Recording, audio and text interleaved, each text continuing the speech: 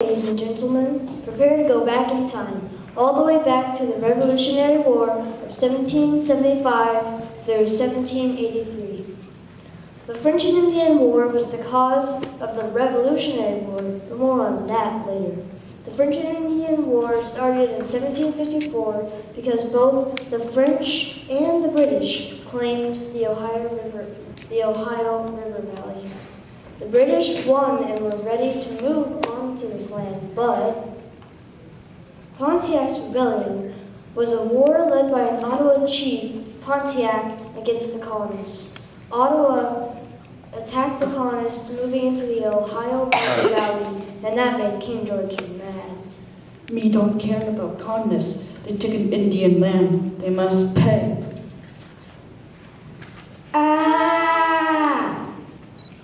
King George didn't want to pay for another war, so he made the Proclamation of 1763. This meant that colonists couldn't move west of the Appalachian Mountains. Plus, he could now focus on lowering the debt from the French and Indian War. Don't even think about taxing us to lower your debt.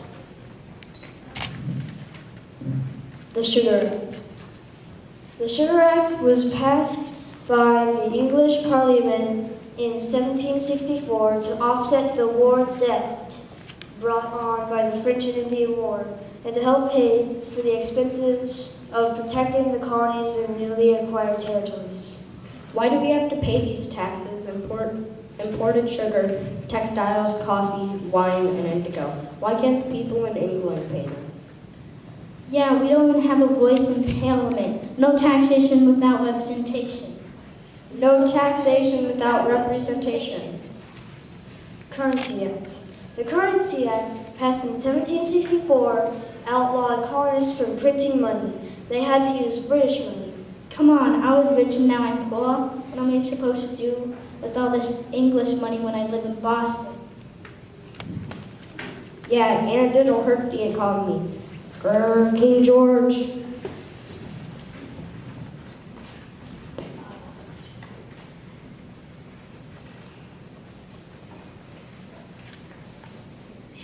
Stamp Act. The Stamp Act was a tax on stamps, letters, and other paper stuff that King George III passed in March of 1765. Instead of having to pay for soldiers helping out the colonists. Hey, I have a great idea. I'll tax the colonists and make them pay for their own protection. Ha ha ha ha ha. The colonists didn't like this at all, so they protested. No taxation without representation. I'm Stamp Adams, and this taxing has to stop. I'll create the Sons of Liberty, and we can harass the stamp agents and boycott goods from England. We will volunteer. We are all brave patriots. We don't agree with what King George is doing to us. The Sons of Liberty attacked the stamp officers. No taxation without representation. Because I want to tax you, though it did in England. Besides, you can't swing at what? Wait, what? Oh. Don't sell any more stamps. Next time it'll hard better you.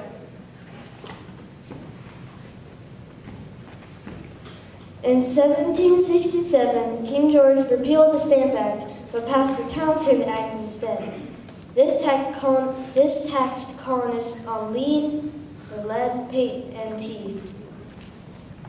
Why does King George keep taxing us? Why doesn't he tax the people actually living in England? No taxation without representation.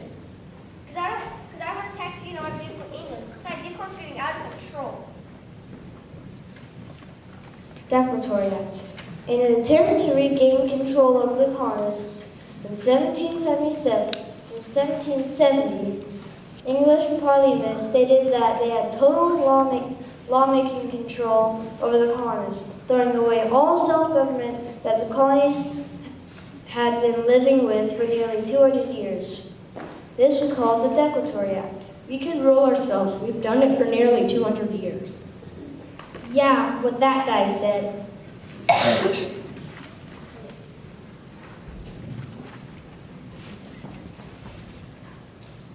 Boston Massacre.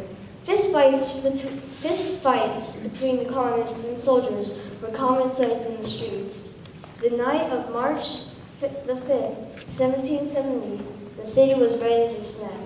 When the colonists surrounded British soldiers, Hey, get out of our colonies or you'll pay.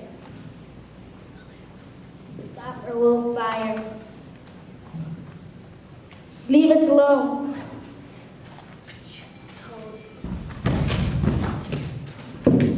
the soldiers fired into the crowd and killed 5 colonists. It was a terrible moment in history and will be remembered forever as the Boston Massacre. After the Boston Massacre, King George III created the Tea Act. The main purpose was to help out the East India Tea Company. Parliament granted the company sole control on tea being imported and sold in the colonies. Ha! Now I tax money and yummy packs of tea. Blah ha ha ha ha. Let's gather the sons of liberty, discuss ourselves as Native Americans, and dump the entire shipment of tea into the Boston Harbor.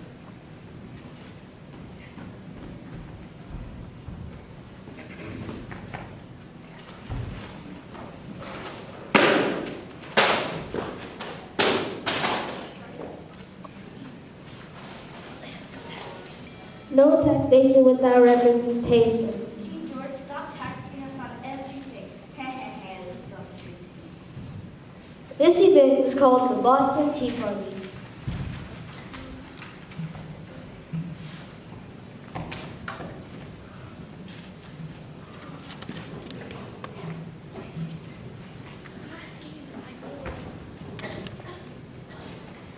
Epilogue, Intolerable Acts. To pay for all the ruined tea, King George passed laws called the Intolerable Acts.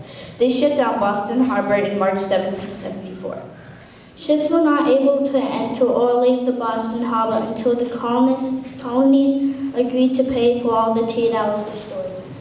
First Continental Congress. The colonists were tired of no taxation without representation and wanted to protect their rights and liberty. On September 5th, 1774, the First Continental Congress meets in Philadelphia with delegates from every colony except Georgia. This was the first step in banding together against Britain. Shot heard around the world, Lexington and Concord. After the First Continental Congress, the colonists started training the militia. This small group of farmers were ready for anything, even battling Great Britain. King George III had ordered all troops to Lexington and Concord in Massachusetts to arrest all colonists on the way to seize all weapons. News spread, and then when it reached Paul Revere, he rode all the way to Lexington on his horse and yelled, "The British are coming!" About 60 military men faced hundreds of well-trained British men at Lexington, but no one really knew who shot first. But it was known as the shot heard around the world. The Revolutionary War had begun. Second Continental Congress. Congress made one last attempt to avoid war. In July, Congress sent a letter, the Olive Branch Petition, to King George III. And this petition told the king that American colonists were still being loyal to Britain. The petition said that the war could be avoided if the British government would give the colonists greater freedom to govern themselves. It didn't work. The Declaration of Independence. In June 1776, Congress took a bold step. A member of Congress from Virginia asked Congress to vote for independence. Congress decided to create a document that tells England why the colonies wanted independence. John Adams believed that Jefferson should write the final draft of the Declaration of Independence, which was adopted on July 4, 1776. The United States of America was born. Thank you for coming.